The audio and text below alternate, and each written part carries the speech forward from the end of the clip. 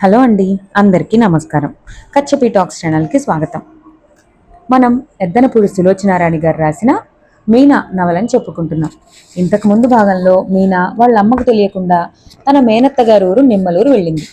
అక్కడ తను విలన్గా భావించిన కృష్ణారావు తన మేనత్తకి మారుటి కొడుకు అని తెలుసుకుని షాక్ అయింది. ఆ తర్వాత కథ ఏమైందో మనం ఈ రోజు భాగంలో తెలుసుకుందాం. ఇక లేట్ చేయకుండా మనం నవలని మొదలు పెట్టేద్దాం. నేను నిమ్మలూరులో ఉన్నది వారం 10 రోజులే. కానీ ఈ స్వల్ప వ్యవధే నా జీవన స్రవంతిని విభిన్న మార్గానికి తిప్పింది. నా భవిష్యత్కి ఒక మైలురాయిగా నిలబడిపోయింది. మనిషి మనుగడలోని మహా విచిత్రం అదే. రోజులు, వారాలు, సంవత్సరాలు అసంఖ్యాకంగా ఎలాంటి మార్పు లేకుండా జరిగిపోతూ ఉంటాయి. కానీ ఎక్కడో ఒక చోట చిన్న మెలిక ఏర్పడుతుంది. దాని నుంచి తప్పించుకోవటానికి శక్తి కొద్దీ గింజుకుంటాడు మనిషి. ఆ తర్వాత అది జీవితంలో ప్రధానాంశమై కూర్చుంటుంది. దాదాపు 20 సంవత్సరాలు అమ్మ సొసైటీలో నేను నేర్చుకోలేనివి, గుర్తించలేనివి ఇక్కడ గమనించటం జరిగింది. అవి అతి చిన్న విషయాలే కావచ్చు. మామూలు జీవితంలో వాటికి అట్టే ప్రాధాన్యత లేకపోవచ్చు. కానీ వాటి ప్రభావం మన మీద మనకు తెలియకుండానే అపారంగా ఉంటుందని మరవకూడని సత్యం. నేను వచ్చిన 1-2 రోజుల్లో కమలత్తయ్య, రాజేశ్వరి మధ్య గల అనుబంధం ఎంత సున్నితమైందో, ఎంత విలువైందో గ్రహించాను. నిజానికి అత్తయ్య అసలు మితభాషిణి. ఆవిడ ఇంటి విషయాల గురించి పెద్ద కొడుకుతో అప్పుడప్పుడు చెప్పటం తప్ప మిగతా వేళల్లో అట్టే మాట్లాడినట్టు కానీ, అసలు మాట్లాడాలని ఆసక్తి ఉన్నట్టు కానీ కనిపించలేదు. కానీ పిల్లల్ని రాజు, మధు, మణి అని పిలవటంలోనూ, ఆ పిలుపులోనూ నాకు సృష్టిలోని మాతృత్వపు మమత అంతా ప్రతిధ్వనిస్తున్నట్టుగా కనిపించేది. వాళ్ల మధ్య అనవసరమైన అతి మర్యాదలు లేవు. మనసులో ఒకటి ఉంచుకుని పెద్దల ముందు మన్నన కోసం మరోటి మాట్లాడాల్సిన అవసరం ఏమీ లేదు వాళ్ళకి. పిల్లలు పిల్లలుగానే ఉన్నారు. తల్లి అంటే తల్లిగానే ఉంది. మళ్ళీ అత్తయ్య అంత చదువుకున్న మనిషి కూడా కాదు. పిల్లల పెంపకం విషయంలో ఆవిడ అట్టే శ్రద్ధ తీసుకుని క్రమశిక్షణతో తీర్చిదిద్దినట్టు కూడా నాకు కనిపించలేదు. ఎప్పుడూ ఇంటి పనులతో మునిగి తేలుతూ వంట వార్పుతో సతమతమయ్యే మనిషిలా ఉంది. అయినా సరే పిల్లలంతా బుద్ధిమంతులుగానే ఉన్నారు. ఎవరి పనులు వాళ్ళు చేసుకుపోతారు. ఏ వేళప్పుడు ఎలా ప్రవర్తించాలో వాళ్ళకి క్షుణ్ణంగా తెలుసు. ఒకటి మాత్రం నిజం, మా ఇంట్లో నాకు జరిగినంత గారాబం ఇక్కడ వీరెవ్వరికీ లేదు. అమ్మ, నాన్నగారు, నౌకర్లు అంతా నన్ను అందలమెక్కించి అత్యంత ఉన్నతంగా చూస్తారు. ఇక్కడ వీళ్ళ అవసరాలు తీర్చటం మినహా ఇక వాళ్ళ గొడవే ఎవరూ పట్టించుకోరు. కానీ వాళ్ళకి ఈ ఇంట్లో ఉన్నంత చనువు, స్వతంత్రం నాకు మా ఇంట్లో ఉన్నాయా అనే అనుమానం రాసాగింది. నేను ఏ పని చేయబోయినా 1,00,000 వైపులా ఆలోచిస్తాను. నేను చేయబోయే పని నాన్నగారికి నచ్చుతుందా? అమ్మ ఏం బాధపడదు కదా? తాయారమ్మ వాళ్ళు ఏమీ అనుకోరు కదా? నేను నలుగురిలో నవ్వుల పాలు అవను కదా? ఇలా నా ఆలోచనలు పరిపరి విధాలా పరుగులు పెడతాయి. పాదరసంలా చేతి నుంచి జారిపోయే ఈ ఆలోచనలు తిరిగి చేజిక్కించుకునే లోపలే ఆ పుణ్యకాలం కాస్త గడిచిపోయిన సమయాలు, ఆ తర్వాత నాకెందుకు పనికిరావని నాలో నేను మదనపడిన సన్నివేశాలు చాలా ఉన్నాయి. ఒక్క మాటలో చెప్పాలంటే అచ్చు నేను ఊహించి కావాలని కలలు కనే తల్లిలా ఉంది కమలత్తయ్య. రాజేశ్వరిని చూస్తే మా అమ్మ తను కోరుకునే కూతురు ఇలా ఉండాలని అనుకుంటుందేమో. రాజేశ్వరి పిల్లలు అంతా నన్ను వదిన అని పిలుస్తారు. ఆ వదిన అన్న పిలుపులో నాకు ఆప్యాయత, ఆదరణ, చనువు, స్నేహం ఎన్నెన్నో కనిపిస్తున్నాయి. పట్నంలో ఎప్పుడు మిస్ మీనా అని పిలిపించుకోవటానికి అలవాటు పడిన నాకు ఈ బంధుత్వాన్ని సూచించే పిలుపు వీణుల విందుగా ఉంది.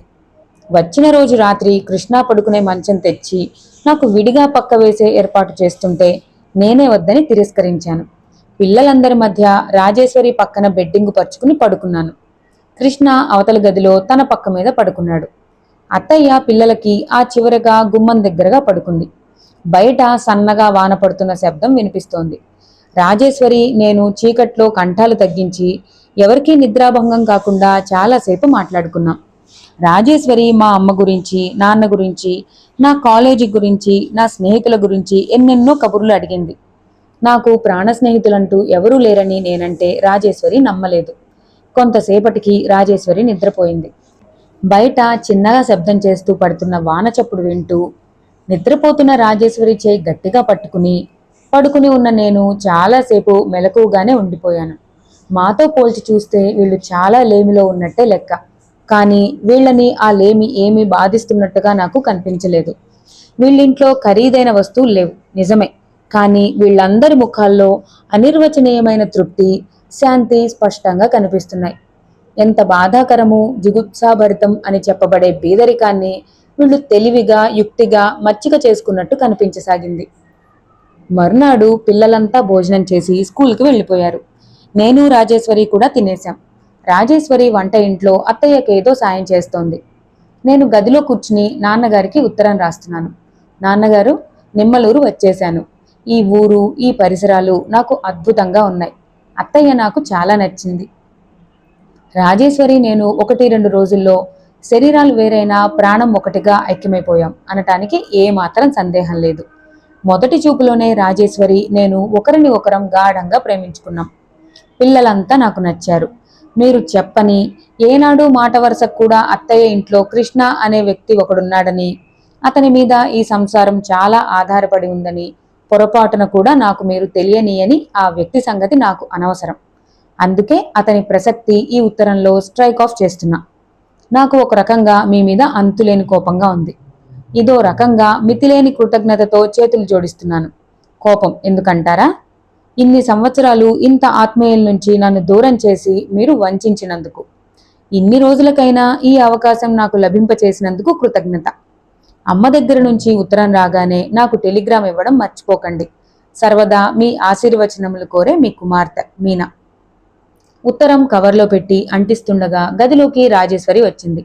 వస్తూనే, వదినా, అన్నయ్యకి అన్నం తీసుకువెళ్తున్నాను, నువ్వు కూడా వస్తావా నాతో అంది.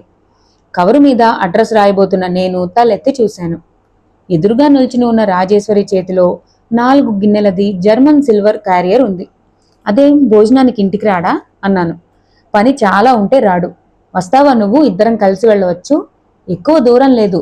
డొంక వెంబడి వస్తుంటే మీ బస్తీ వాళ్ళు షికారుకు వెళ్ళినట్టు సరదాగా ఉంటుంది. నువ్వు మా తోట చూసినట్టు కూడా ఉంటుంది అంది. తోట అంటే పూల తోట? ఏ ఏ పూలున్నాయి అన్నాను ఉత్సాహంగా. రాజేశ్వరి ముఖం చిన్నబుచ్చుకున్నట్టు తలదించుకుని, పూల తోట కాదు, కూరగాయల తోట అంది. ఓస్, కూరగాయలా అనబోయిన నేను నాలిక్క చివరి మాట నాపుకుని, సరే పద అన్నాను. నేను వెళ్ళి మూలనున్న చెప్పులు వేసుకుంటుంటే రాజేశ్వరి ఇబ్బందిగా చూస్తూ, చెప్పులు వదిలేస్తేనే బాగుంటుందేమో వదిన, వెళ్లే దోవలో మధ్య మధ్యలో నీళ్లు బురద ఉంటాయి, అవి పాడైపోతాయేమో అంది. చెప్పులు లేకుండా నేను ఇంట్లోనే నడవను. చెప్పులు వదిలేసిన పాదాలతో గచ్చు నేల మీద నడిస్తేనే నాకేమిటోగా ఉంటుంది. అలాంటిది ఈ ఆరుబయల్లో ఈ బురదలో పాదం పెడతానా? రాజేశ్వరి భయం నేను గ్రహించాను. బంగారంలా మెరిసిపోతూ సుకుమారంగా ఉన్న ఈ జరీ చెప్పులు బురదకి ఆ నీళ్లకి పాడవుతాయని భయమేమో. ఇవి పోతే ఇంకోటి కొనుక్కుంటాను, అంతేగాని కాళ్ళకి అవి లేకుండా నడవటమే. అందుకే రాజేశ్వరి హెచ్చరికకి జవాబుగా చిరునవ్వు నవ్వేసి నేను బయలుదేరాను. బయట వాతావరణం చాలా హాయిగా ఉంది. వాన పడటం లేదు, కానీ ఇంకా దట్టంగా పట్టిన మబ్బులు వీడిపోలేదు. గాలి రైమని వీస్తోంది. మేం వెళుతున్న దారిలో అక్కడక్కడ చిన్న చిన్న కాలువలు ఉన్నాయి. వాటిల్లో ఎక్కడి నుండో వస్తున్న వాన నీరు సర్రున ప్రవహిస్తూ పోతోంది. నీళ్లు నిర్మలంగా అడుగున ఇసుక కనిపిస్తూ స్వచ్ఛంగా ఉన్నాయి. అవి వచ్చినప్పుడల్లా నేను రాజేశ్వరి హెచ్చరికతో చెప్పులు తీసుకుని చేత్తో పట్టుకుని చీర కుచ్చెళ్ళు మరో చేత్తో మోకాళ్ళ వరకు పట్టుకుని నడిచాను. రాజేశ్వరి వద్దన్నా వినకుండా నేనెక్కడ పడిపోతానో అన్నట్టు నా చేయి గట్టిగా పట్టుకునేది. కాలువలు దాటి డొంక వెంబడి సాగిన బాట చాలా అందంగా ఉంది. ఎటు చూసినా ఆకుపచ్చగా సజీవంగా కనుల పండుగగా ఉంది. తీరా తోట దగ్గరికి వచ్చేసరికి నాకు హఠాత్తుగా జ్ఞాపకం వచ్చింది. ఆ రోజు నేను వచ్చేటప్పుడు కృష్ణ బండిలోంచి దిగి వెనక్కి తిరిగి చూడనైనా చూడకుండా ఉడాయించింది ఈ తోటలోకే కాబోలు. పువ్వులు లేవన్నావు, ఇంత మంచి వాసన ఎక్కడి నుంచి వస్తోంది అన్నాను. తోటలో అడుగు పెడుతుండగా అక్కడ మరీ చిత్ర విచిత్రమైన సువాసనలు గాలిలో తేలి వస్తున్నవి. గుండెల నిండా అప్రయత్నంగా గాలి పీల్చుకున్నాను. పువ్వులున్నాయి, అసలు లేకపోలేదు అంది రాజేశ్వరి. ఇద్దరం తోటలోకి వచ్చాం. ఆ ప్రదేశం అంతా ఎన్నెకరాలో, దాని వైశాల్యం ఎంత ఉంటుందో నాకు తెలియదు గాని కనుచూపు మేర వరకు అన్ని చెట్లున్నాయి. వాటిలో పనస, జామ, నిమ్మ మొదలుకుని సీతాఫలం, మునగ చెట్ల వరకు ఉన్నాయి. ఆ చెట్లను జాగ్రత్తగా పహారా వేస్తూ కోటగోడలా రక్షణ కల్పిస్తున్నట్టు 5-6 అడుగుల ఎత్తు వరకు ముళ్ళున్న ఇనుప తీగ అల్లబడి ఉంది. ఆ తీగకి పెద్ద పెద్ద సూదుల్లాంటి ముళ్లతో అడవి తీగ దట్టంగా పాకి ఉంది. తెలియక ఏ అమాయకుడైనా ఆ తోటలో ప్రవేశించి ఏ పళ్ళో పువ్వులో ఎత్తుకుని కంచె మీదుగా పారిపోవాలంటే ఆ ముళ్లతీగ 100 ఇంజెక్షన్లు ఒకేసారి గుచ్చుతుంది. వాడి ప్రాణం హరీమనాల్సిందే. ఎదురుగా పెద్ద వేప చెట్టు ఉంది. దాని చుట్టూ ఎత్తుగా గట్టులా కట్టి గచ్చు వేసి నునుపు చేశారు. వేప చెట్టుకెదురుగా పెద్ద పాక ఉంది. ఆ పాక మీద బీర, సొర పాదులు పాకి ఉన్నాయి. అవేమీ కనిపించకుండా పువ్వులున్నాయి. గడ్డి కప్పిన ఆ తాటాకుల పాక మీద ఆ తీగెలు వింత సోయగంతో ఊగులాడుతున్నట్టుగా అనిపించింది నాకు. రాజేశ్వరి క్యారియర్ తెచ్చి వేప చెట్టు దగ్గరున్న గట్టు మీద పెట్టింది. ఆ చుట్టుపక్కల మరెవరూ కనిపించలేదు. అక్కడ ఉన్నట్టున్నారు, రా అని నేను వెంటరాగా అటువైపు వెళ్ళింది. పాకకు కుడివైపుగా కొన్ని గజాలు దాటి వెళితే అక్కడంతా కూరగాయల మొక్కలున్నాయి. నేను క్షణం సేపు ఊపిరి పీల్చటం మర్చిపోయిన దానిలా అలాగే నిలబడ్డాను. అక్కడ తోటకూర నుంచి క్యాబేజీ, క్యాలీఫ్లవర్ వరకు అన్ని కూరగాయలు ఉన్నాయి. వాటన్నిటికీ ఎడమవైపుగా పెద్దగా చేసిన మడిలో కృష్ణ మరో 2 కలిసి చిన్న చిన్న మొక్కలు వరుసగా క్రమపద్ధతిగా పెడుతున్నారు. ఏమిటా మొక్కలు అని అడిగా రాజేశ్వరిని. వంగ, టమాటా అంది. వంగి పని చేస్తున్న వాళ్ళు వెనక వచ్చి నిలబడిన మా ఇద్దరిని చూడలేదు. అన్నయ్య, అన్నం తెచ్చా అంది రాజేశ్వరి. రాజేశ్వరి గొంతు అసలే మృదువుగా ఉంటుంది. దానికి తోడు అన్నగారితో మాట్లాడేటప్పుడు ఉండే అణకువ, నమ్రత ఇంకో వింత మాధుర్యాన్ని తెచ్చిపెట్టాయి. కృష్ణతో మాట్లాడేటప్పుడు రాజేశ్వరి మాటల్లో ఒక విధమైన గారాభం ప్రతిధ్వనించటం కూడా నేను గమనించకపోలేదు. చేతుల నిండా మట్టితో ఉన్న కృష్ణ వెనక్కు తిరిగి చూశాడు. ఆపేక్షగా చెల్లెలి వైపు చూసిన ఆ కళ్ళు పక్కన నిలబడి ఉన్న నన్ను గమనించగానే చిట్లించినట్లు వెంటనే అవతలకి తిరిగేశాయి. వస్తున్నా, అక్కడ పెట్టు అన్నాడు. రాజేశ్వరి నేను తిరిగి వేప చెట్టు దగ్గరికి వచ్చాం. నేను ఆ గట్టు మీదనే క్యారియర్ పక్కగా కూర్చున్నా. రాజేశ్వరి వెళ్ళి లేతగా ఉన్న అరిటాకు ఒకటి తీసి కడిగి తెచ్చి క్యారియర్ దగ్గర పెట్టింది. పాకలోకి వెళ్ళి గ్లాస్తో నీళ్లు తెచ్చింది. ఈ లోపల కృష్ణ కాళ్ళు చేతులు కడుక్కుని వచ్చాడు. ఎంత నిర్లక్ష్యంగా కూర్చోవాలని అనుకున్నా నేనక్కడ కూర్చోలేకపోయాను. లేచి వెళ్ళి రాజేశ్వరి దగ్గరగా నిలబడ్డా. కానీ రాజేశ్వరి నేను నించున్నట్టు నా పక్కన నిలబడలేదు. వెళ్ళి క్యారియర్ విప్పి అతనికి వడ్డించింది. కృష్ణ భోంచేస్తున్నంతసేపు అక్కడే నిలబడింది. కృష్ణకి కొద్దిగా వెనకగా నిలబడి ఉన్న నేను అతన్ని పరీక్షగా చూడసాగాను. వెనుక నుంచి చూస్తే అతని భుజాలు, ఆ వంపు చాలా అందంగా ఉంటాయి. ఎంత నిర్లక్ష్యంగా, ఎంత గబగబా భోజనం చేసేస్తున్నాడో. అతనికి కావాల్సింది అన్నం. అది ఎందులో తింటున్నాను, ఎక్కడ కూర్చుని తింటున్నాను అనే ధ్యాసే ఉన్నట్టు లేదు. డైనింగ్ టేబుల్ లేదు, కుర్చీలు లేవు, తళతళ మెరిసే గాజు పళ్ళాలు లేవు. మాకవి భోజనంలో ఒక భాగంగా కనిపిస్తాయి. డైనింగ్ టేబుల్ మీద గుడ్డ శుభ్రంగా ఉంచకుండా మాకు డిన్నర్ సర్వ్ చేస్తాడని ఒక వంటవాణ్ణి మా అమ్మ ఉద్యోగంలోంచి తీసి పారేసిన సన్నివేశం నాకు గుర్తుకు వచ్చింది. ఇక వెళదామా? పరధ్యాసగా ఆలోచిస్తున్న నా దగ్గరికి వస్తూ అంది రాజేశ్వరి. ఉలిక్కిపడి చుట్టూ చూశాను. కృష్ణ భోజనం ముగించుకుని వెళ్ళిపోతున్నాడు. తోటలోకి వచ్చి ఇంతసేపు అయింది. అతను కన్నెత్తి నా వైపు చూడలేదు, పన్నెత్తి పలకరించలేదు. అసలు నా ఉనికినే గుర్తించని వాళ్ళ ఊరుకుండిపోయాడు. ఇది గుర్తుకు వచ్చేసరికి నాకు ఒళ్ళు మండింది. ఇంకెవరైనా అయితే ఎంత చక్కగా తోటంతా తిప్పి చూపించేవాళ్లేమో. రాజేశ్వరి, అరే మర్చిపోయా, ఇప్పుడే వస్తానుండొదినా అంటూ కృష్ణ వెళ్ళిన వైపు పరిగెత్తింది. 10 నిమిషాల తర్వాత చెంగులో ఏమిటో మూట కట్టుకుని వచ్చింది. ఏమిటవి అన్నాను. సన్నజాజి మొగ్గలు అంది. ఇద్దరం కలిసి బయటకు వచ్చాం. రాజేశ్వరి దోవ పొడవునా ఏదో అడుగుతూనే ఉంది. నేను వచ్చేటప్పుడు చెప్పినంత ఉత్సాహంగా జవాబులు చెప్పలేదు. అదిగో కాలవ వస్తోంది, విప్పు విప్పు నీ పాదరక్షలు అంది రాజేశ్వరి నవ్వుతూ. నేను నవ్వలేదు. చెప్పులు విప్పి చేత పట్టుకున్నా, చీర కుచ్చిళ్ళు ఎత్తి పైకి పట్టుకున్నా కాలవ దాటుతుండగా హఠాత్తుగా అడిగా, రాజు, మీ అన్నయ్యకి నేను రావటం ఇష్టం లేదా? నిజం చెప్పు అన్నా. నడుస్తున్న రాజేశ్వరి హఠాత్తుగా ఆగిపోతూ, అదేమిటి అంది. నేను వచ్చినప్పటి నుంచి చూస్తూనే ఉన్నా, మీరంతా ఇంత ఆప్యాయంగా మాట్లాడుతున్నారు. నేను మీకు కొత్తగాని, నాకు మీరు కొత్తని గాని అనిపించటం లేదు. ఇప్పుడు చూడు, నేను తోటకు వచ్చినా కనీసం మర్యాదకైనా ఒక చిన్న మాట మాట్లాడలేదు. మాలో ఎంత కోపం గాని ద్వేషం గాని ఉంటే తప్ప అలా మాట్లాడడం మానేయం. వదినా, రాజేశ్వరి నా చెయ్యి పట్టుకుంది. నేను కూడా ఆగిపోయాను. ఇద్దరం గలగలమని పారుతున్న ఆ నీళ్ల కాలవలో ముఖాముఖి నిలబడ్డం. రాజేశ్వరి ముఖం ఎర్రబడింది. దెబ్బతిన్న దానిలా చూస్తూ అంది, అదేం కాదు వదినా, అన్నయ్యకి మొహమాటం చాలా ఎక్కువ, అంతకంటే ఇంకేం లేదు. మొహమాటమా లేక గర్వపోతనమా అన్నాను మధ్యలోనే. నువ్వు 2 రోజులుండు, మా అందరికంటే వాడే బాగా మాట్లాడతాడని నువ్వే ఒప్పుకుంటావు. కంగారుగా గబగబా అంది.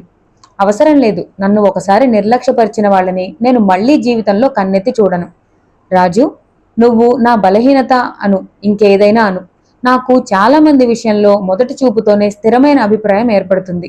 అది ఓ పట్టాన మారటం అంటూ జరగదు. నిజం చెప్పాలంటే మీ అన్నయ్య నాకు నచ్చలేదు. పద వెళదాం.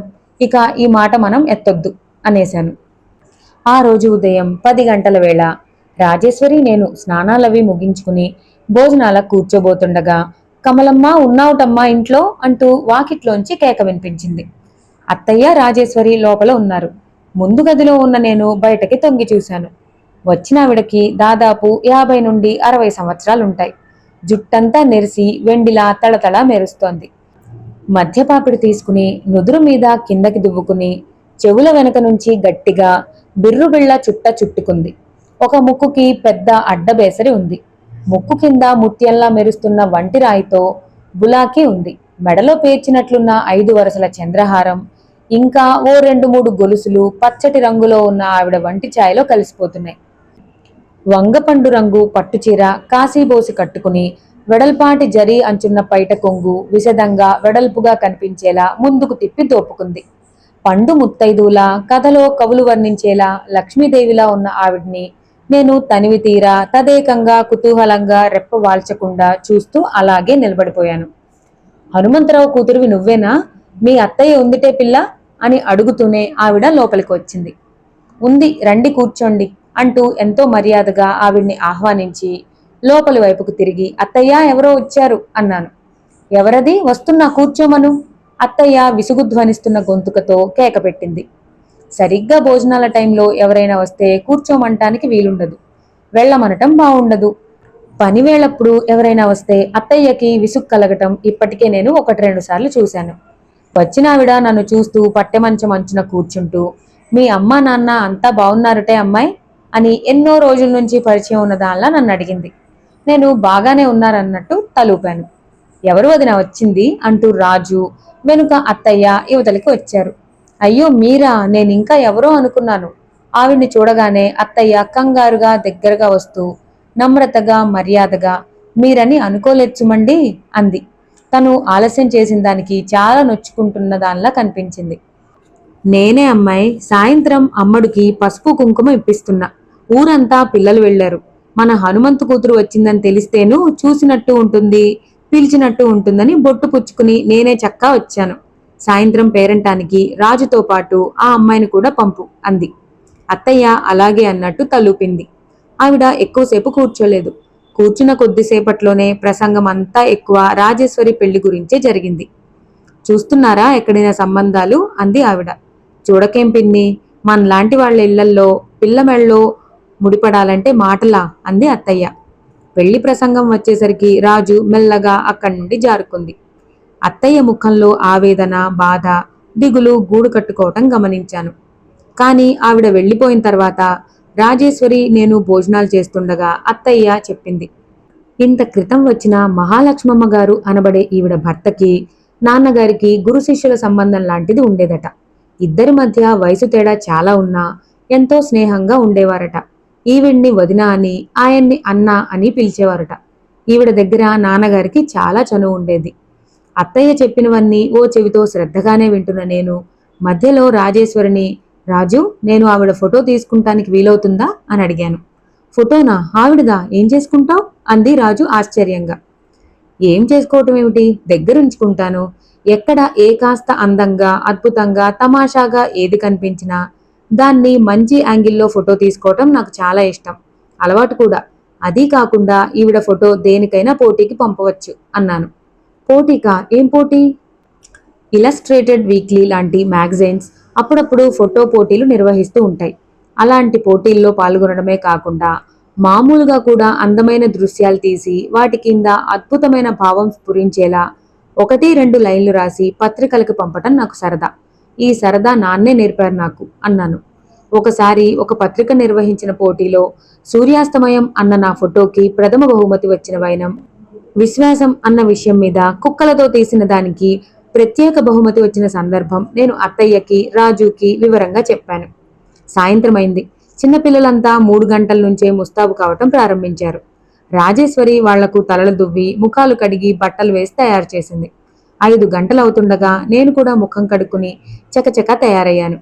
జడ వేసుకుని బొట్టు కాటుక తీర్చిదిద్దినట్టు పెట్టుకున్న నేను పెట్టి తెరిచి 2 చీరలు తీశాను.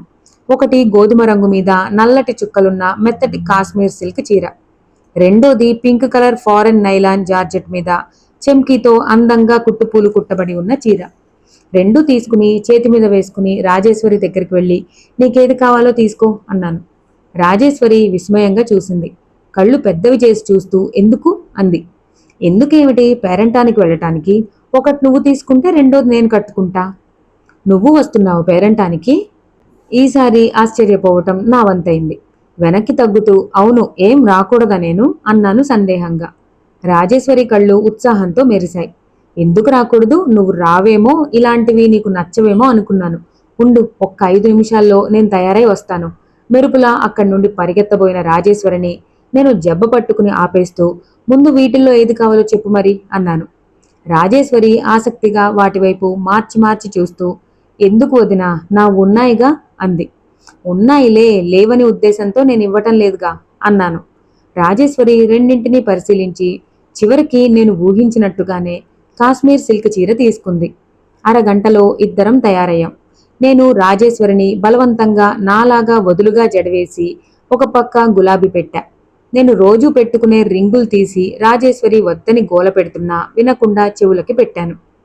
మెత్తటి కాశ్మీర్ సిల్క్ చీరతో, చెవులకి రింగులతో, వదులుగా ఉన్న జడతో, ఒక పక్కనున్న గులాబీతో రాజేశ్వరి రూపమే మారిపోయింది. ఆరోగ్యంతో యవ్వనంతో మిసమిసలాడుతూ పుష్టిగా బిగువుగా ఉన్న రాజేశ్వరి చెక్కిన బొమ్మలా ఉందనటానికి సందేహం ఏమీ లేదు. చిన్న చిన్న మార్పులతో కొత్త అందాలని సంతరించుకున్న రాజేశ్వరిని చూడగా నాకు చాలా సంతోషం వేసింది.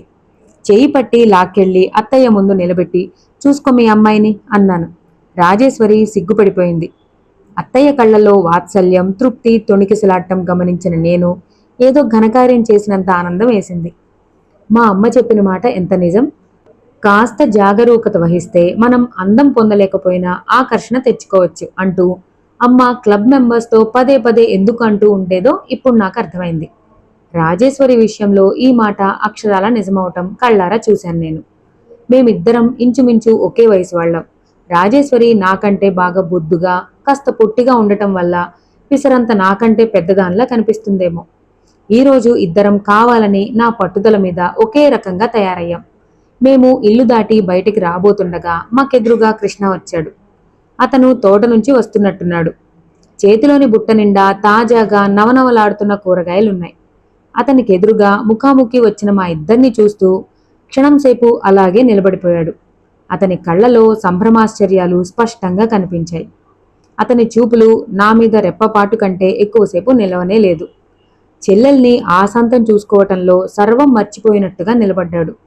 నాకు ఒళ్ళు మండింది. మోచేత్తో రాజేశ్వరిని తాకుతూ పద అన్నాను.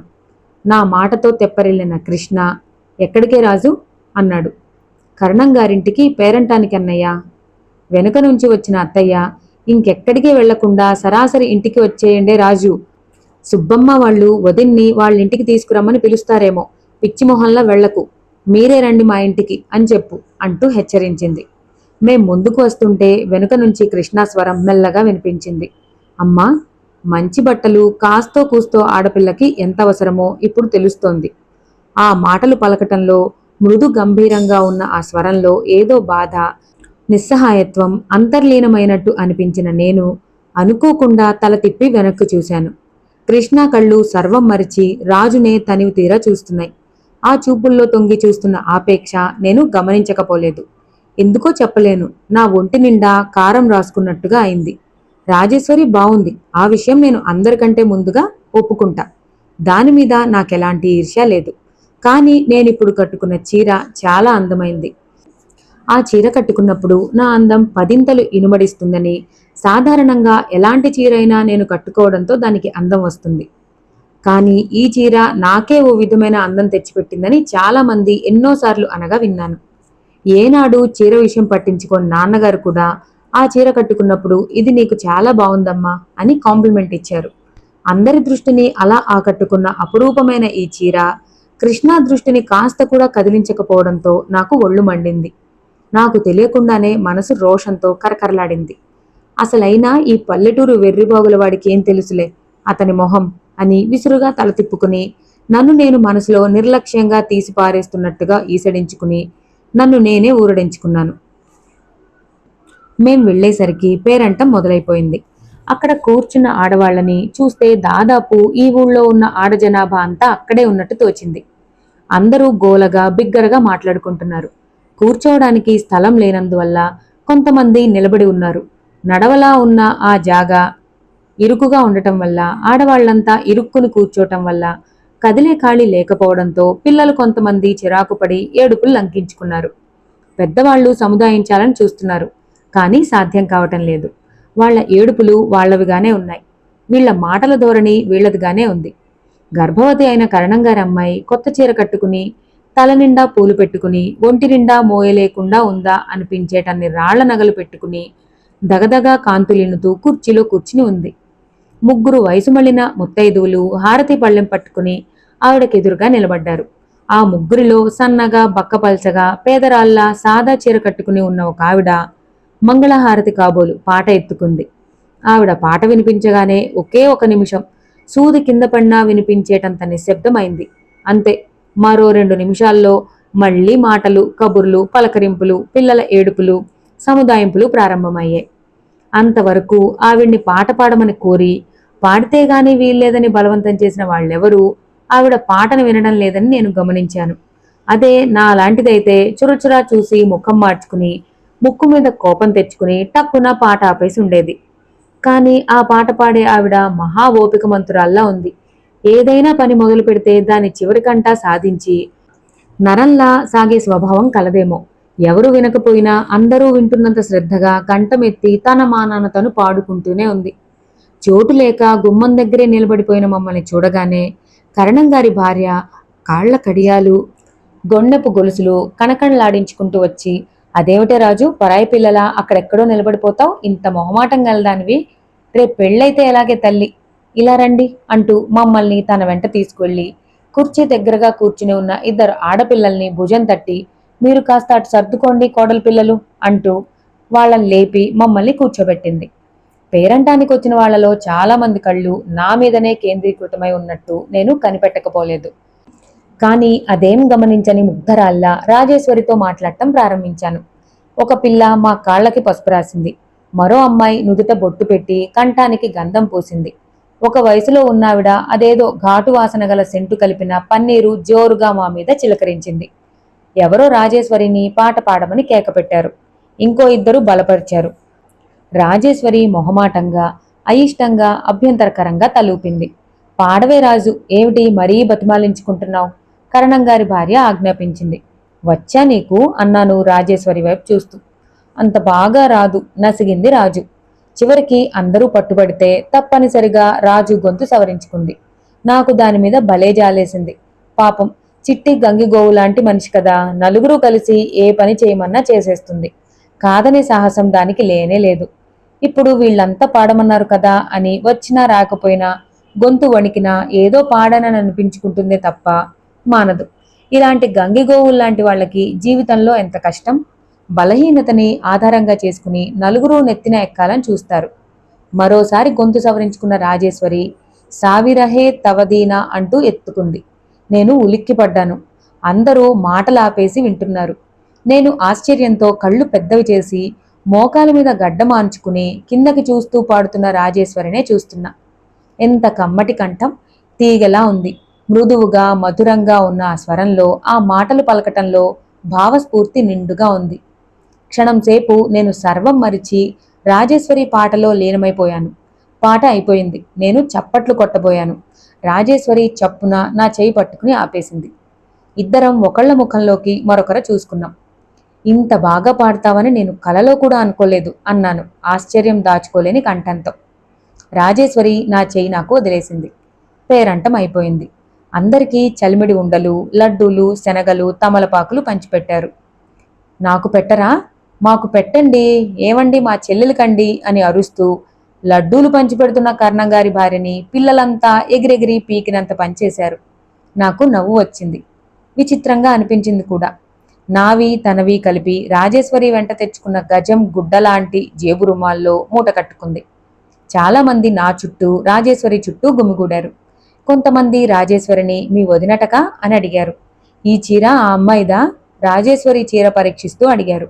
రాజేశ్వరి సగర్వంగా అవును అన్నట్టు తలూపింది. కొంతమంది నా చీర కూడా పరీక్ష చేసి ధర ఎంత అన్నారు. నాకు తెలియదన్నాను.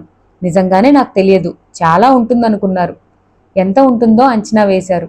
మరికొంతమంది ఉంటారా 10 రోజులు అంటూ పలకరించారు. ఇంకా కొందరు మా ఇంటికి రండి అంటూ ఆహ్వానించారు. చాలా ప్రశ్నలకి నా తరపున రాజేశ్వరి జవాబిచ్చింది. కరణం గారి భార్య నా జబ్బ పట్టుకుని 4-5 పెద్దవాళ్ల దగ్గరకు తీసుకువెళ్ళి మన హనుమంతు కూతురు అంటూ చూపించింది. నా మనసు పురివిప్పిన నెమల్లా అయింది. ఇన్ని సంవత్సరాలకి మొట్టమొదటిసారిగా నాకెంతో ప్రియమైన మా నాన్నగారి కూతురుగా నేను నలుగురిలోకి చెప్పుకోబడ్డాను, గుర్తించబడ్డాను. నాకు చాలా ఆనందం వేసింది. తీరని కోరికేమో అని భయపడ్డ నాకు ఆ కోరిక తీరింది.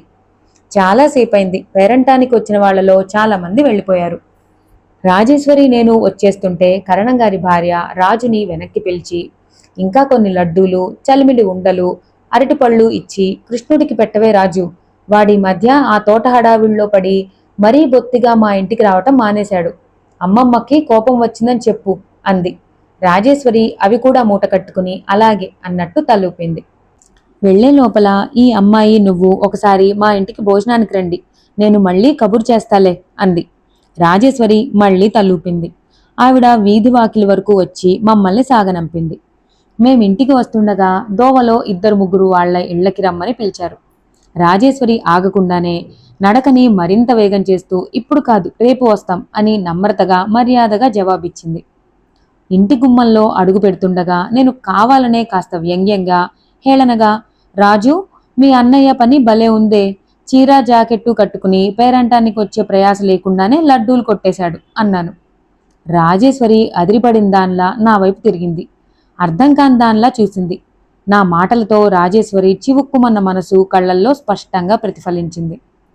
నేను కొంటెతనం తెచ్చిపెట్టుకుంటూ నాకు తెలుసులే, కరణంగారి భార్య మీ అన్నయ్యకి వాయనం ఇవ్వడం నేను చూశాలే అన్నాను. రాజేశ్వరి చిన్నబుచ్చుకున్న ముఖంతో అంది. చాచా అదేం కాదు, వాళ్ళకి అన్నయ్య కొడుకుతో సమానం. కిందటి సంవత్సరం వాళ్ళ ఇంట్లో అందరికీ అమ్మవారైతే అన్నయ్య ఎంత చేశాడో తెలుసా? ఏ బంధువులు ఏ స్నేహితులు చేయనంత సాయం చేశాడు. ఆవిడికి ఆ కృతజ్ఞత చాలా ఉంది. అదే కాదు, ఊరి విషయాల్లో కూడా కరణం గారికి అన్నయ్య చాలా సాయంగా ఉంటాడు. వాళ్ళింట్లో ఏం చేస్తున్నా ఆవిడ అన్నయ్యకి ప్రత్యేకంగా పంపిస్తుంది. ఇద్దరం ఇంట్లోకి వచ్చేయటం వల్ల నాకు ఎలాంటి కామెంట్ చేయటానికి అవకాశం చిక్కలేదు. మేమింట్లో అడుగు పెట్టేసరికి ముందు గదిలో అత్తయ్య గుమ్మం దగ్గరగా కూర్చుని అరటికాయలు తరుగుతోంది. కృష్ణ ఆవిడకు ఎదురుగా ఉన్న మంచం మీద వెల్లికిలా పడుకుని తల కింద చేతులు పెట్టుకుని పైకప్పు కేసి చూస్తూ దీర్ఘంగా ఏదో ఆలోచిస్తున్నాడు. కూర తరుగుతున్న అత్తయ్య కూడా సీరియస్గా ఉంది. వాళ్ల ధోరణి చూస్తే తల్లి కొడుకులు ఇద్దరూ అప్పటి వరకు ఏదో చాలా సీరియస్గా అయిన విషయం చర్చించుకుని పరిష్కార మార్గం తోచని వాళ్లలా గంభీరంగా ముభావంగా ఉన్నారు. మా అడుగుల చప్పుడు విని అత్తయ్య తలెత్తి చూసింది. కృష్ణ తల తిప్పి చూశాడు. ఈసారి అతని చూపులు క్షణంలో సగం వైపు నా మీద స్థిరంగా నిలిచాయి. మళ్ళీ అంతలోనే అది నిజమా లేక భ్రమ అనిపించేటంత వేగంగా మళ్ళీ రాజేశ్వరి మీదకు తిరిగిపోయాయి.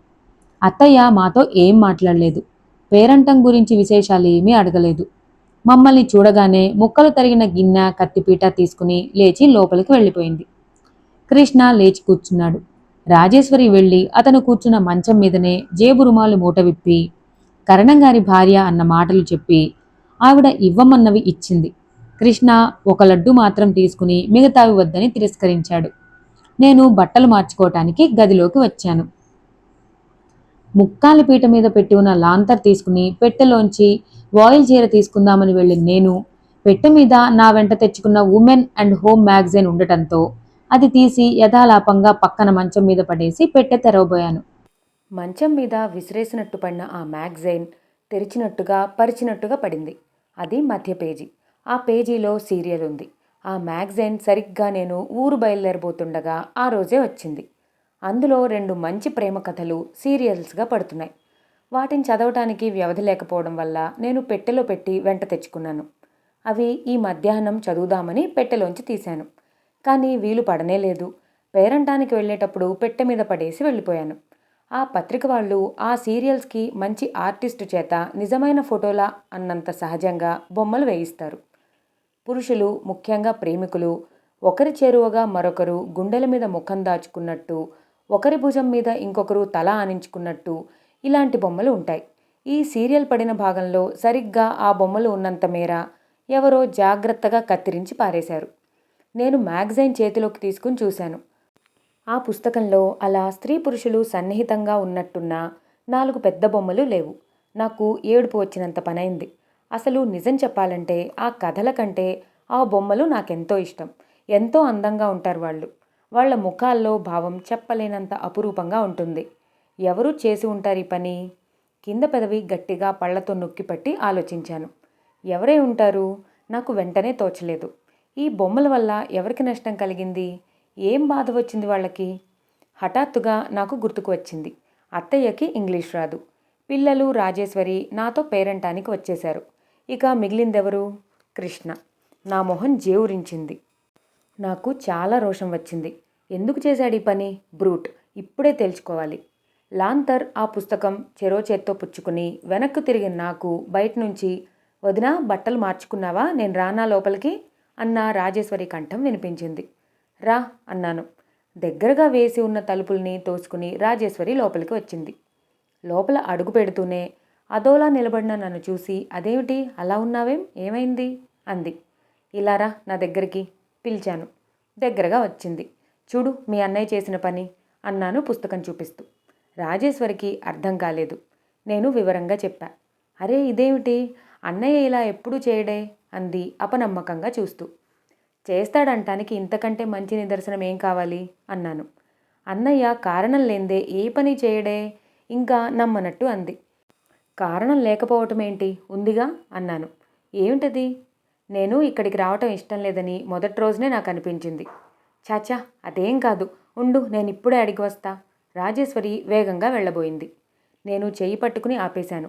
ఆగు, నువ్వెందుకు? నువ్వు వద్దు, నేను అడుగుతా. అసలు అతని ఉద్దేశం ఏమిటో నేనే తెలుసుకుంటా. మూర్ఖులకి భయపడే అమాయకురాల్ని కాదు నేను అన్నాను. రాజేశ్వరి నాలాగే పెదవి కొరుక్కుంటూ నిలబడిపోయింది. నేను విప్పిన చీర భద్రంగా మడతపెట్టి పెట్టెలో వేశాను. రాజేశ్వరి కూడా బట్టలు మార్చుకుంది. ఇద్దరం బయటకు వచ్చాం. నేను చేత్తో పుస్తకం పట్టుకునే యువతలకి వచ్చాను. కృష్ణ ముందు గదిలో లేడు, వాకిట్లోనూ లేడు, వంట ఇంట్లోనూ కనిపించలేదు. ఏడి అన్నాను. నాకు ఇప్పటికిప్పుడు అదేదో తేల్చుకుంటే గాని ఊపిరి సరిగ్గా ఆడినంత ఆవేశంగా ఉంది. అమ్మా అన్నయ్యేడి? రాజేశ్వరి తల్లిని అడిగింది. దాగ్లీ ఆవుని చూసి రావటానికి వెళ్ళాడు. ఏమెందుకు అంది. రాజేశ్వరి మాట్లాడలేదు. అత్తయ్య కూర వేయించే పనిలో ఉంది. నేను దొడ్లోకి వచ్చాను. రాజేశ్వరి నా వెనకే రాబోయింది. నేను వద్దని వారించాను. దొడ్డంతా చీకటిగా ఉంది.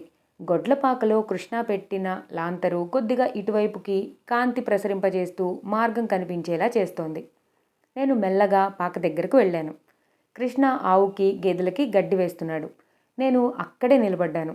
నేను వచ్చినట్టు అతనికి తెలియనే తెలియదు. గడ్డి వేయటం అయిన తర్వాత రేపో మాపో ఈనటానికి సిద్ధంగా బరువుగా భారంగా ఉన్నట్టున్న ఆవుని గంగడోలు నిమిరాడు.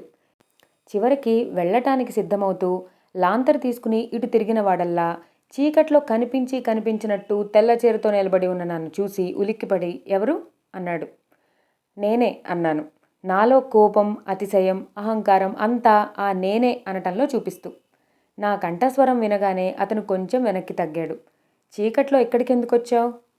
దీని ఉద్దేశం ఏమిటో కనుక్కుందామని చేతిలో పుస్తకం చించిన చోట తెరిచి అతనికి కనిపించేలా ముందుకు పెట్టాను. లాంతర్ ఎత్తి పట్టుకోవటం వల్ల కృష్ణమొహం నాకు స్పష్టంగా కనిపిస్తూనే ఉంది. నేను ముందుకు పట్టుకున్న పుస్తకం చూడగానే అతని ముఖంలో చిత్ర విచిత్రమైన భావాలు కదిలాయి. అది రెప్పపాటు మాత్రమే. ఆ తర్వాత ఆ ముఖం ఎలాంటి భావం లేకుండా నిర్లిప్తంగా ఉండిపోయింది. చాలా నిదానంగా, మృదువుగా, గంభీరంగా ఉన్న స్వరంతో పలికాడు. చూడు మీనా, నువ్విక్కడ 4 రోజుల పాటు సరదాగా గడపటానికి వచ్చావని నాకు తెలుసు. దానికి మాకెవరికీ అభ్యంతరమూ లేదు. పైనుంచి మేమంతా ఎంతో ఆనందించాం కూడా. నువ్వు సరదాకి, కాలక్షేపానికి వచ్చి వెళ్ళిన ఈ సమయం మాలో ఒక్కరి మనసు మీద ఎలాంటి విపరీతమైన ముద్ర వేయకూడదు.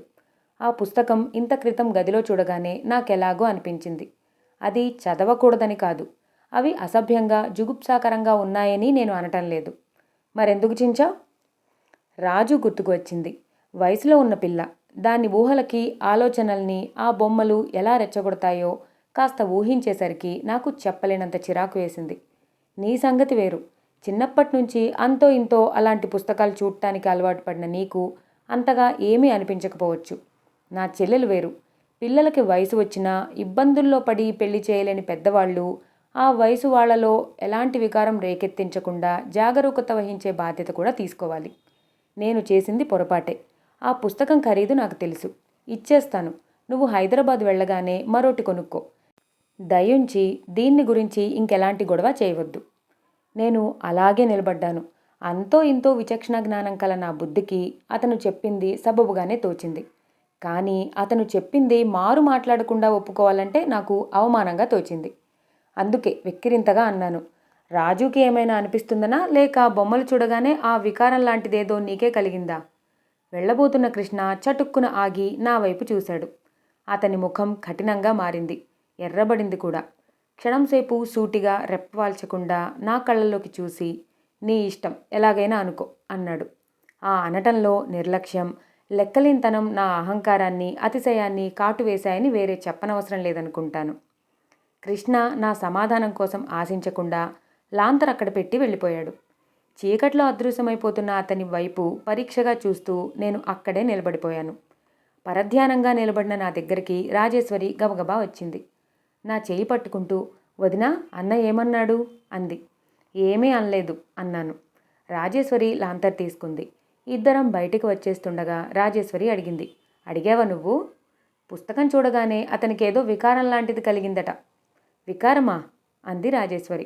అవును, వికారమే. రాజేశ్వరి నా వైపు చూసింది. రాజేశ్వరి ముఖం చూడగానే నేను పక్కున నవ్వేశాను. రాజేశ్వరి కూడా బలవంతంగా నవ్వింది. ఇద్దరం లోపలికి వచ్చాం. పెరటి గుమ్మం దగ్గర మాకెదురైన కృష్ణని చూడగానే నేను నవ్వు ఆపేసి ముఖం సీరియస్గా పెట్టుకున్నాను. మేం భోజనానికి కూర్చోబోతుండగా కృష్ణ, అమ్మా, రాజుకి దిష్టి తీయమని చెప్పాను, తీసావా అని అడగటం వినిపించింది. లేదురా, మర్చిపోయాను అంటూ అత్తయ్య మా ఇద్దరిని పిలిచి ముందు నాకు తీసి తర్వాత రాజేశ్వరికి తీసింది. లాంతర్ వెలుగుల్లో ఆవిడ ముఖం దుఃఖాన్ని అణుచుకున్నట్టుగా, బాధని దిగమింగుతున్నట్టుగా కనిపించటం గమనించిన నేను చకితురాలనయ్యాను. పిల్లలందరం భోజనం చేశాం. కృష్ణ మాతో ఎప్పుడూ రాడు. అతను అత్తయ్య కలిసి తినటం అలవాటు.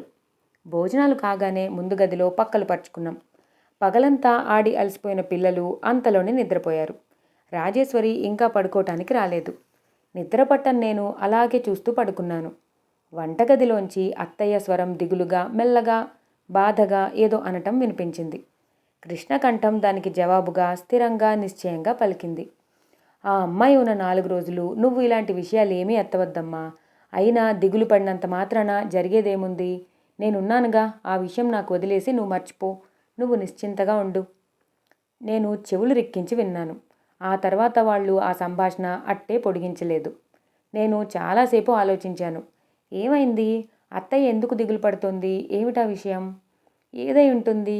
రాజుని అడిగితే చెబుతుంది, నిజమే. కానీ తెలుసుకుని నేనేం చేయగలను?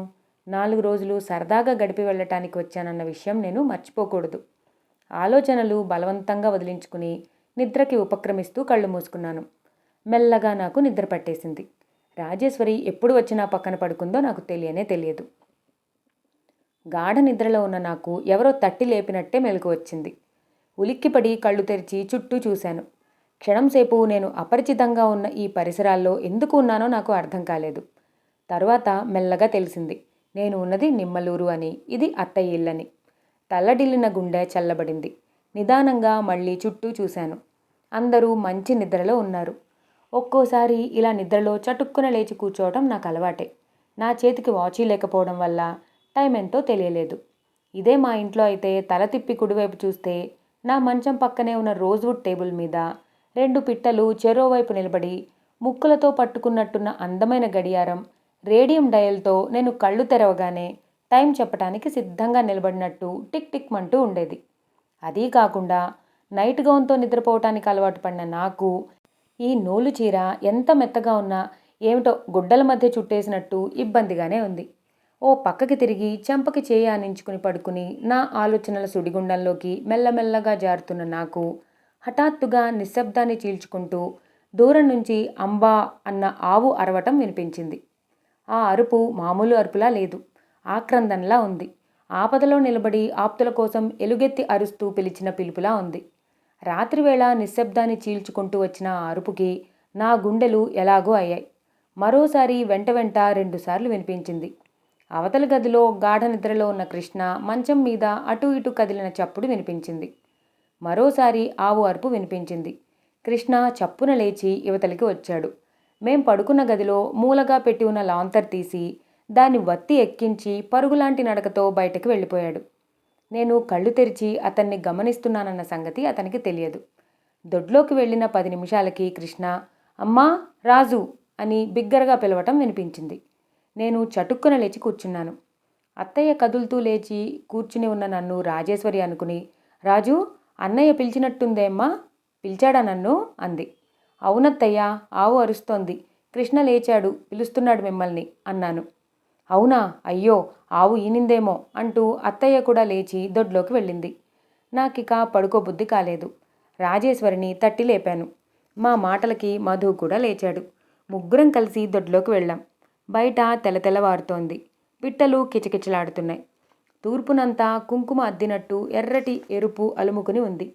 వెలుగునీడల్లో ఏ ఒక్కటి కాని ఆ మిశ్రమ వాతావరణం నా కళ్ళకి ఆహ్లాదంగా, అద్భుతంగా, సర్వం మర్చి తదేకంగా అటువైపే చూడాలన్నంత విచిత్రంగా ఉంది. అక్కయ్య, ఆవు ఈనింది, మాతో నడుస్తున్నవాడల్లా మధు అరుస్తూ ముందుకు పరిగెత్తాడు. ఏ దూడో అడగరా అన్నయ్యని. రాజేశ్వరి కూడా పరిగెత్తింది.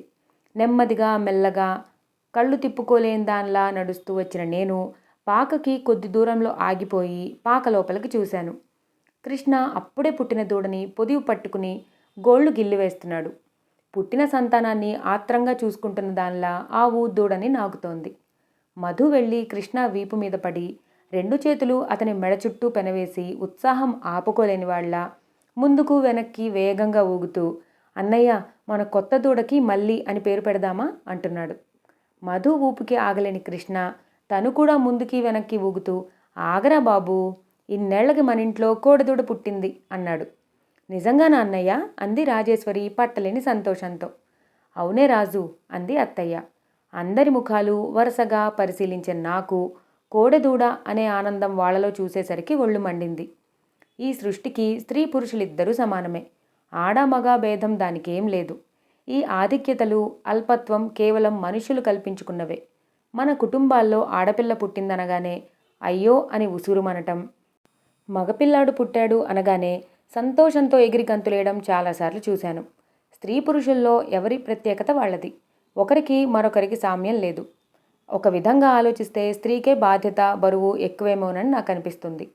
ఇంతలో కృష్ణ నవ్వుతూ, అమ్మా, ఇదంతా నీ మేనకోడలు కాలు పెట్టిన వేళా విశేషం. ఎన్నడూ రానివారు వస్తే ఎప్పుడూ జరగంది జరిగింది అన్నాడు. అత్తయ్య, రాజేశ్వరి, మధు నా వైపు చూసి ఒక్కసారి నవ్వేశారు. అత్తయ్య అవునన్నట్టు తలూపింది. రాజేశ్వరి నా వైపు ఆపేక్షగా చూసింది. నేను గంటు పెట్టుకున్న ముఖంతో అన్నాను, అత్తయ్య, నా రాక వల్ల మీ ఇంట్లో కోడదొడు పుట్టే భాగ్యం లభించిందని నీ కొడుకు అంటే నేనేం సంబరపడి మురిసిపోను. ఈ సృష్టి కోసం స్త్రీ ఎంత యాతన పడుతుందో, ఆ బాధ్యత ఎంత భయంకరమైందో గుర్తించని మనుషులంటే నాకు మహామంట, చెప్పలేనంత చిరాకు. నిజంగా ఆలోచిస్తే మగజాతిలో గొప్పతనం ఏమిటో నాకు అర్థం కానే కాదు. అత్తయ్య నేనేం మాట్లాడుతున్నానో అర్థం కానట్టు అయోమయంగా చూసింది.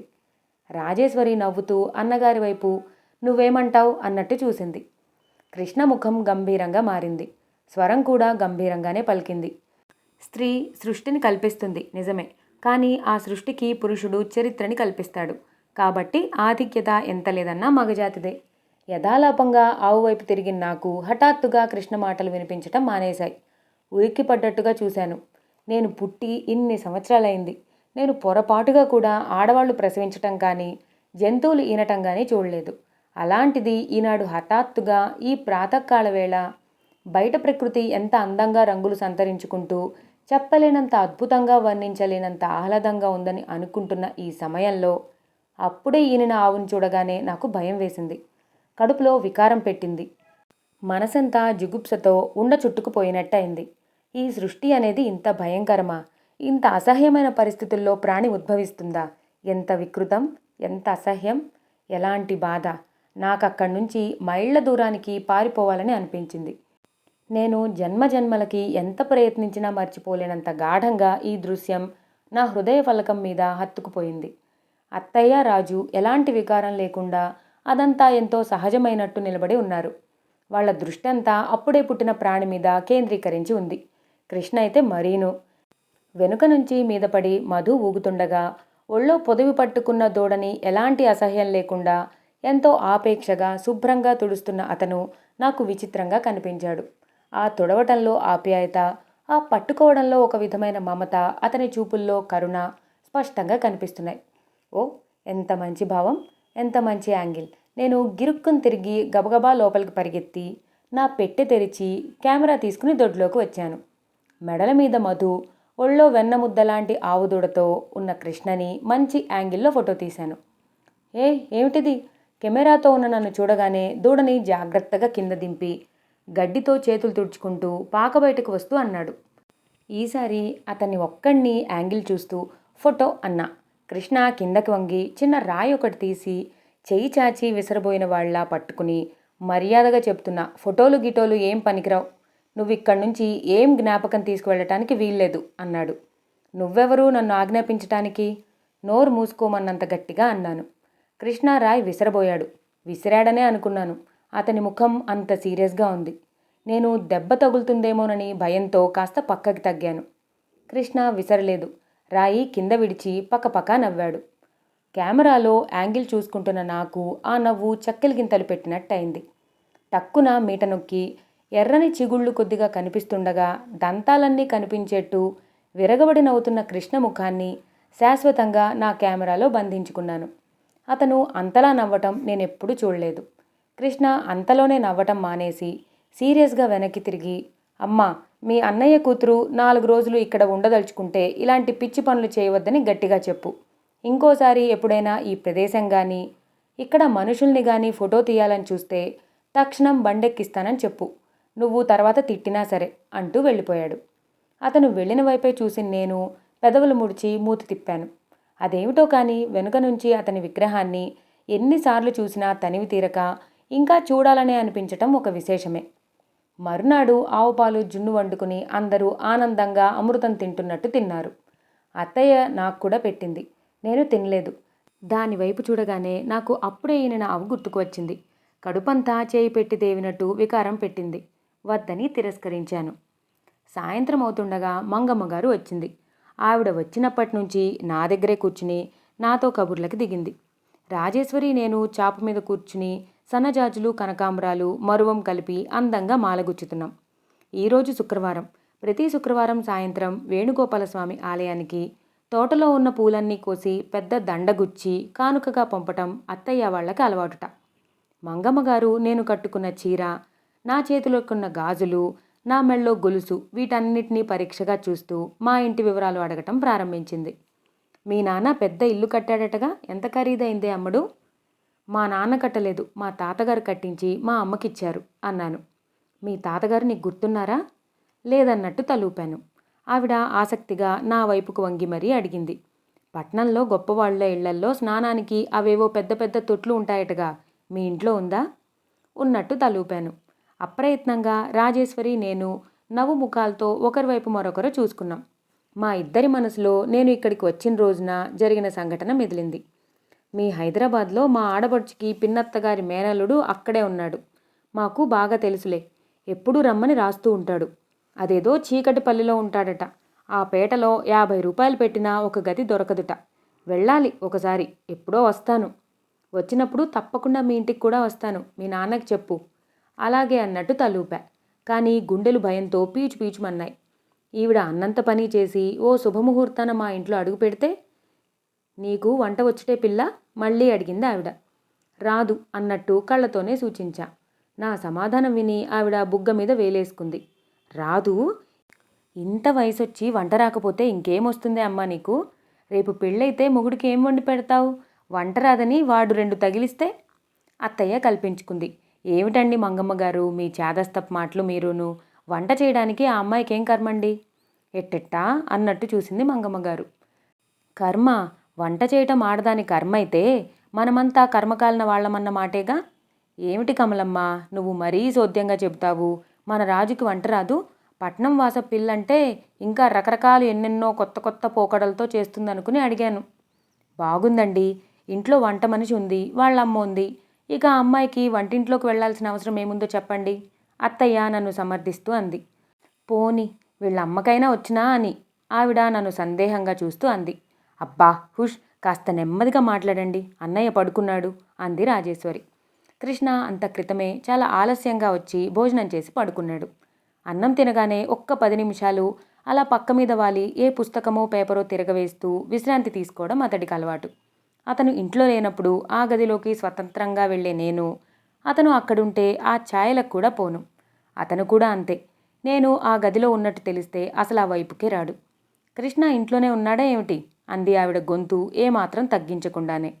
మళ్ళీ నా వైపు తిరిగి, సరే నీకు పని పాటలు వస్తే నాకెందుకు, రాకపోతే నాకెందుకు గాని ఇంతకు మాకు పప్పన్నం ఎప్పుడు పెడతావు చెప్పు అంది. నాకు అర్థం కాలేదు. పప్పన్నం అంటే? రాజేశ్వరి వైపు తిరిగి ఏమిటన్నట్టు చూశాను. రాజేశ్వరి తల వంచుకుని పూలు గుచ్చుతూ నవ్వాపుకుంటూ ఆవిడ్నే అడుగు అంది. ఈసారి మంగమ్మగారు చెప్పలేనంత ఆశ్చర్యపోతూ 2 దవడలు నొక్కుకుని, అయ్యో రామ, నేనడిగింది తెలియనే లేదా నీకు? మీ ఇంట్లో అసలు తెలుగు మాట్లాడుకుంటారా అంది. మాట్లాడుకుంటాం నిస్సహాయంగా అన్నాను. ఆ క్షణంలో నాకు రాజేశ్వరి మీద చిరుకోపం వచ్చింది. చేయి చాచి ఆవిడికి కనిపించకుండా రాజేశ్వరి తొడ మీద గిల్లి మంగమ్మగారితో మర్యాద ఉట్టిపడుతున్న కంఠంతో అతి వినయంగా, పప్పన్నానికేం భాగ్యం, మీరు ఎప్పుడు మా ఇంటికి వస్తే అప్పుడే. ఒకసారి కాదు 100 సార్లు మీకు విసుగొచ్చేటన్ని సార్లు పెడతాను, మీరు రావాలే గాని అన్నాను. పప్పన్నం అంటే విందు భోజనం అయి ఉంటుందని ఊహిస్తూ ఉన్నాను నేను. రాజేశ్వరి పక్కుమని నవ్వింది. అత్తయ్య పెదవుల మీద చిరునవ్వు కదిలింది. ఆశ్చర్యంగా చూసిన మంగమ్మగారు కూడా గొల్లుమని పైకప్పు ఎగిరిపోయేలా నవ్వింది. వాళ్ళు ముగ్గురు అలా ఒక్కసారిగా ఎందుకు నవ్వారో నాకు అర్థం కాలేదు. అయినా నేను నవ్వాను. కమలమ్మ, మీ అన్నయ్యకి ఉత్తరం రాయలేకపోయావా అంది మంగమ్మగారు నవ్వు సర్దు మణిగిన కొద్దిసేపటికి. ఏమని? మీ కృష్ణుడికి ఈడేగా ఈ అమ్మాయి, చిలక గోరింకల్లా ఉంటారు, అయిన సంబంధం. నేను తెల్లబోయి చూశాను. రాజేశ్వరి కోపంగా తలెత్తింది. అత్తయ్య ముఖం పాలిపోయినట్టుగా అయింది. కాస్త కోపంగా, చాలే ఊరుకోండి, మీరు మరీను, ఏది మాట్లాడొచ్చో ఏది మాట్లాడకూడదో బొత్తిగా తెలీదు మందలింపుగా అంటూ లేచి వంటింట్లోకి వెళ్ళిపోయింది. నేను కాని మాట ఏమన్నానే కమలమ్మ, మీ అన్నయ్య తన కూతురికి ఇంతకంటే మంచి సంబంధం తెస్తాడా? అయినా మన కృష్ణుడికి అసలేం తక్కువని? పిన్ని వెనుక నుంచి ఉన్నట్టుండి కఠినంగా వారిస్తున్నట్టుగా వినిపించింది. ఉలిక్కిపడిన నేను తిరిగి చూశాను. గది గుమ్మంలో నిటారుగా నిలబడి ఉన్నాడు కృష్ణ. పడుకుని చదువుకుంటున్న వాడల్లా హఠాత్తుగా ఆ పేపరు అలాగే పట్టుకుని లేచి వచ్చినట్టుగా ఉన్నాడు.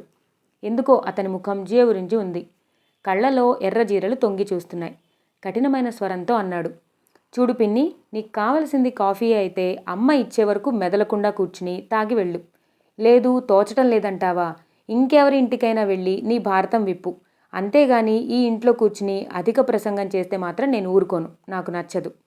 అతని నిర్మోహమాటానికి, ఆ ఖచ్చితమైన తిరస్కారానికి తెల్లబోయిన నేను కంగారుగా మంగమ్మగారి వైపు తిరిగి చూశాను. ఆవిడ కనుబొమ్మలు ముడిచి ముఖం ముడుచుకుంది. చాప మీద పోసిన పూలు చేతిలోకి తీసుకుని గుచ్చుతున్నట్టుగా దారం లాక్కుని, నేనిప్పుడంత కాని మాట ఏమన్నాన్రా? ఏదో మీరు అయినవాళ్ళు కాబట్టి, వరుస కలిసిన వాళ్ళు కాబట్టి అన్నాను కానీ అంటూ నసిగింది. కృష్ణ వెనక్కి తిరిగి వెళ్ళిపోయాడు. మంగమ్మగారికి ఎంత కోపం వస్తుందో అనుకున్నాను నేను. అదే ఇంకోళ్ళైనట్టయితే ఆ క్షణంలోనే రుసరుసలాడుతూ అక్కడి నుంచి లేచి వెళ్ళిపోయేవాళ్లేమో. కానీ మంగమ్మగారు లేవలేదు. అత్తయ్య కాఫీ తెచ్చే వరకు మాతో అవి ఇవి మాట్లాడుతూ, కాఫీ ఇవ్వగానే గ్లాస్ అందుకుని ఆవురావురుమన్నట్టుగా 4 గుక్కల్లో తాగేసి లేచి నిలబడుతూ వచ్చిన పని అయిపోయిన దానిలా వెళ్ళిపోబోతూ, నా మాటలు కృష్ణుడికి కోపం తెప్పించాయో ఏమిటో. పెద్దదాన్ని చాదస్తంగా ఏదో అన్నాను. ఏమీ అనుకోవద్దని చెప్పు కమలం, రేపు వీలైతే కూరకి కాసిన వంకాయలు పంపించు అంటూ వెళ్ళిపోయింది. ఆవిడ వెళ్ళిపోయిన తర్వాత రాజేశ్వరి చెప్పింది. ఆవిడ ఆ ఊళ్ళో వెళ్ళని ఇల్లు లేదట. పని పాట లేని ఈవిడ అందరిళ్ళకి వెళ్ళి వాళ్ళకి ఆప్తురాలుగా నటిస్తూ ఆ ఇళ్లలో విషయాలన్నీ తెలుసుకుని 1కి 4 కల్పించి అందరికీ చెబుతుంది. ఆవిడ విషయం తెలిసి కూడా ఎవరూ ఆమెని ఏమీ అనలేరు. ఇంటికి రానివ్వకుండా చేయలేరు. ఎందుకంటే ఆవిడ నోరు మహా చెడ్డది. అందుకే సాధ్యమైనంత వరకు అంతా ఆవిడతో సామరస్యంగా ఉండాలనే ప్రయత్నిస్తుంటారట. రోజు మధ్యాహ్నం అయ్యేసరికి కాఫీ కోసం అత్తయ్య వాళ్ళింటికి చేరుతుంది. ఆ గుక్కెడు కాఫీ దొరికే వరకు ఇరుగమ్మ పొరుగమ్మ కబుర్లు వద్దన్నా వినిపిస్తూ ఉంటుంది. ఒకసారి ఎవరిని గురించో అసహ్యంగా మాట్లాడుతుంటే విన్న కృష్ణ ఆవిడ ముఖం వాచెట్లు చివాట్లు వేసి, ఇలాంటి కబుర్లు చెప్పేట్టయితే అసలు మా ఇంటి గుమ్మమే ఎక్కొద్దు అన్నాడట. దాంతో కోపం వచ్చి కొద్ది రోజులు రాలేదు. రాకపోవటం వల్ల ఆవిడకే నష్టం. ఆవిడకి అత్తయ్యలా పోనీలే పాపం పెద్దది అంటూ జాలితో ప్రతిరోజు కాఫీ ఇచ్చేవాళ్ళు ఎవరూ లేరు. ఈ మధ్య మళ్ళీ రావటం ప్రారంభించింది. ఇదిగో ఇది జరిగింది. మళ్ళీ ఓ వారం రోజులు మా ఇంటి వైపు కూడా చూడదనుకుంటా అంది రాజు. మంగమ్మ గారి గురించి అన్ని విషయాలు ఆసక్తిగా విన్న నాకు ఊరంతా జడిసే ఆ మహాకాయానికి కృష్ణ ఏమాత్రం భయపడ్డు అని తెలియగానే అతడంటే నాకు గౌరవం లాంటిది కలిగింది. మగవాళ్లలో కానీ ఆడవాళ్లలో కానీ అలాంటి ధైర్యం నాకు నచ్చుతుంది. పూలు గుచ్చటం అయిపోయింది. రాజేశ్వరి కాఫీ గ్లాస్ కడగటానికి వంటింట్లోకి వెళ్ళింది. నేను తయారైన దండని 2 చేతులతోనూ కాస్త దూరంగా పట్టుకుని దేవుడి మెళ్ళో వేస్తే ఎలా ఉంటుందో ఊహించి చూస్తున్నాను. ఉన్నట్టుండి దొడ్లోంచి వీరాయి గొంతు గావు కేకలా వినిపించింది. రాజమ్మ, అన్నయ్యని చప్పున పిలు, మన కొత్త ఎద్దు మళ్ళీ తాడు తెంచుకుంది. నాకు అందటం లేదు. దొడ్డిన పడి వంగనారంతా తొక్కుతోంది. అన్నయ్య, అన్నయ్య! రాజేశ్వరి కంగారుగా అన్నయ్య గారిని పిలుస్తూ దొడ్లోకి పరిగెత్తింది. నేను మాల అలాగే పుచ్చుకుని పరుగులాంటి నడకతో దొడ్డి గుమ్మంలోకి వచ్చి నిలబడ్డాను. బలిష్టంగా పొంకంగా పొగరుగా ఉన్న ఎద్దు దొడ్డిన పడి వీరాయికి అందకుండా పరిగెత్తుతోంది. దాని మెళ్ళో కట్టుకొయ్య నుంచి తెంచుకున్న సగం తాడు తెంచుకున్న బంధంలా వేలాడుతోంది. వీరాయి ఆ తాడుకొన అందుకోవటానికి ప్రయత్నిస్తున్నాడు, కానీ దొరకలేదు. ఎద్దు అతన్ని చూడగానే బుసలు కొడుతూ మీదకు వచ్చింది. వీరాయి భయంతో వెనక్కి పరిగెత్తబోయి వెల్లికిలా పడ్డాడు. అదృష్టవశాత్తు ఆ ఎద్దు అతని మీదకి రాకుండా ఇంకోవైపుకి వెళ్ళిపోయింది. ఇంతలో వెనక నుంచి ఎప్పుడు వచ్చాడో కృష్ణ నా వెనుకగా వచ్చి దారికి అడ్డంగా నిలబడిన నన్ను ఉండులే అంటూ జబ్బ పుచ్చుకుని పక్కకు లాగి దొడ్లోకి పరిగెత్తాడు. దీనికి మళ్ళీ ఇవాళ తిక్కరేగింది దొరా, కట్టుకొయ్యకి నిలవటం లేదు అన్నాడు వీరాయి లేస్తూ. కృష్ణ ఎద్దు వైపుకు వెళ్ళాడు. ఆ గర్జిస్తున్నట్టుగా వారిస్తున్నట్టుగా పలికింది అతని కంఠం. దాదా పిలుస్తున్నట్టుగా ఆజ్ఞాపిస్తున్నట్టుగా అంటూ ఎద్దుకి దగ్గరగా వెళుతున్న కృష్ణను చూసి నేను రాజేశ్వరి చెయ్యి గట్టిగా పట్టుకున్నాను. తనకెదురుగా బాగా దగ్గరగా వస్తున్న యజమాని చూసి ఎద్దు కొమ్ము విసిరింది.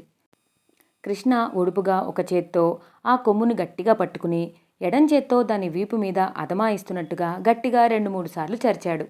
అంతవరకు బుసలు కొడుతూ పోట్లగిత్తలా దొడ్డిన పడి పరిగెత్తుతున్న ఎద్దు కోపం తెచ్చుకున్న తల్లిని చూసి భయపడుతూ మారం తగ్గించిన చిన్నపిల్లలా అయింది.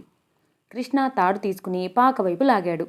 2-3 అడుగులు మామూలుగానే వేసిన అది అంతలోనే తల ముందుకు చాచి ఒక్కసారిగా కొమ్ములెత్తి కృష్ణని కుమ్మటానికి సిద్ధమైంది. కానీ కృష్ణ చటుక్కున మెరుపులా వెనక్కు దూరంగా వెళ్ళిపోయాడు. అతని ముఖం కోపంతో అసహనంతో కఠినంగా మారింది. పళ్ళు బిగబట్టినట్లు దవడ ఎముకలు పైకి లేచి కనిపించాయి. పాక లోపలికి వెళ్ళి చూరులో పెట్టిన చెర్నాకోలు తెచ్చి జుళిపించి చెల్ని బలం అంతా ఉపయోగించి కొట్టసాగాడు. ఆ దెబ్బలు నాకే తగిలినట్టుగా భయపడ్డ నేను చూడలేనట్లుగా కళ్ళు గట్టిగా మూసుకున్నాను. అబ్బా, నోరులేని జంతువుని అంత నిర్దాక్షిణంగా బాధటమా? ఇలా తెంచుకోవటం ఇది 2వ సారి అంది నా వెనుక వచ్చి నిలబడిన అత్తయ్య. నేను మెల్లగా కళ్ళు తెరిచాను. చెర్నాకౌల్ ఓ చేత్తో పట్టుకుని కృష్ణ ఎద్దుతాడు పుచ్చుకుని లాక్కెళ్ళి కట్టుకొయ్య కట్టేశాడు. అంతవరకు ఆంబోతులా అందర్నీ భయపెడుతూ గంతులు పెట్టిన ఎద్దు పిల్లిలా కృష్ణను చూసి భయపడిన దానిలా వెనక్కి బెదురుతూ వెళ్లటం చూడగానే నాకు చెప్పలేనంత ఆశ్చర్యం వేసింది. వీరాయ్, ఈ తాడు దీనికి పనికిరాదు, ఇనుప గొలుసులు తేవాలి అంటూ కృష్ణ బయటకు వచ్చాడు. అతని నుదుట చెమటలు పట్టాయి. మనిషి కొద్దిగా ఆయాసపట్టం కూడా కనిపించింది నాకు. నేను సంభ్రమాశ్చర్యాలతో అలాగే నిలబడి అతని వైపు నిస్సంకోచంగా చూస్తున్నాను. ఎంత మామూలుగా కనిపిస్తాడీ మనిషి! ఎంతసేపు తనేదో తన పనేదో తప్ప ఇంకో గొడవేది పట్టించుకోనట్టుండే కృష్ణ ఈరోజు నాకు వింతగా కొత్తగా కనిపించాడు. అంటీ ముట్టనట్టుండే అతని స్వభావం, దేనిమీద ఆసక్తిగా లేనట్టు నిర్లిప్తంగా ఉండే అతని మనస్తత్వం గమనించిన నేను చాలాసార్లు అతన్ని జడుడుగాను మందమతిగాను భావించుకున్నాను. కానీ ఈరోజు సన్నగా పొడుగ్గా రివటలా ఉండే అతనిలో అజ్ఞాతంగా ఇంత అద్భుతమైన శక్తి దాగి ఉందని కళ్ళారా చూసిన ఈ క్షణంలో నిజంగా చకితురాలనే అయ్యాను. నోరు చెడ్డదని ఊరంతా భయపడే మంగమ్మ అంటే అతనికి లక్ష్యం లేదు. పొగరుమోతు గొడ్డంటే బెదురు ఏమాత్రం లేకపోగా అలాంటి దాన్ని ఒడుపుగా వశం చేసుకునే నేర్పు, సాహసం ఉన్నాయి. సహజంగా మృదు మధురంగా ఉండే అతని స్వరం అవసరమైతే ఎదుటివారిని నిశ్చేష్టులను చేసేటంత భీకరంగా గర్జించగలదు అని ఇంత క్రితం ఎద్దుని పిలవటంలోనే చూశాను. తమ్ముణ్ణి, చెల్లెళ్ళని చూసినప్పుడు ప్రేమని, అనురాగాన్ని వర్షించే ఆ కళ్ళు ఒక్కోసారి ఆగ్రహావేశాలు వస్తే నిప్పులు కురిపించగలవు. తనకి అయిష్టమైన దాన్ని ఖచ్చితంగా, స్పష్టంగా, నిర్మోహమాటంగా తిరస్కరించగల మొండితనం కూడా అతనిలో ఉంది. క్షణం క్రితం మంగమ్మని మందలిస్తున్నప్పుడు అతని పట్ల నాకు ఏర్పడిన గౌరవం ఆ క్షణంలో రెట్టింపు అయినట్టుగా అనిపించింది. దాదాపు గంట తర్వాత అంత క్రూరంగా బాదిన ఆ ఎద్దుకి అతను స్వయంగా తన చేత్తో తవుడు, ఉలవలు కలిపిన దాణ ఆప్యాయంగా తినిపించడం చూసిన నేను మరీ తెల్లబోయాను. అతని స్వభావం నాకు చిత్రంగా కనిపించింది. ఉదయం లేగదూడని పట్టుకోవటంలో అతను చూపించిన ఆప్యాయత, ఇంత క్రితం తాడు తెంచుకుని దొడ్డిన పడి మొక్కలు నాశనం చేసిందని కొత్త ఎద్దుని నిర్దాక్షిణ్యంగా అతను శిక్షించిన తీరు, మళ్ళీ ఇప్పుడు పసిపాపకి కన్నతల్లి వెన్ను నిమురుదు అన్నం తినిపించినట్టుగా దానికి ఆహారం పెట్టే తీరుకి నేను ముగ్ధురాల్ని అయ్యాను. వింత చెందాను కూడా.